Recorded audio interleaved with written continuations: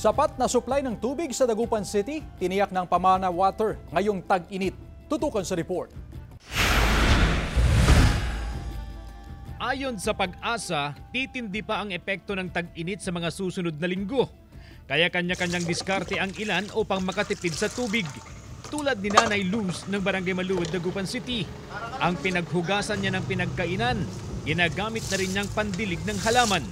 Pero wala naman daw problema sa supply ng tubig sa lungsod, ayon sa Pamana Water. Sa ating Water Resource Division, yung ating water supply ay ang nag-generate nila per month is 1 million a little bit cubic meters per month. So that is enough for the population of Dagupan.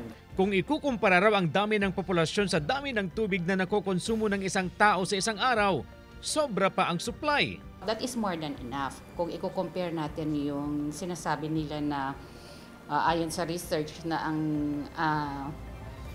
isang tao ay nakakakonsumo ng 110 liters per day.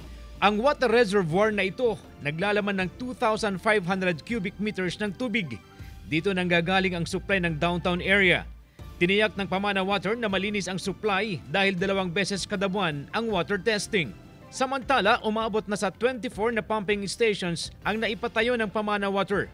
Pang 25 ang itinayo sa Island Barangay ng Karaal na bubuksan na sa mga susunod na buwan. Kasama si Henry Duminsil, CJ Torida, One North, Central Luzon.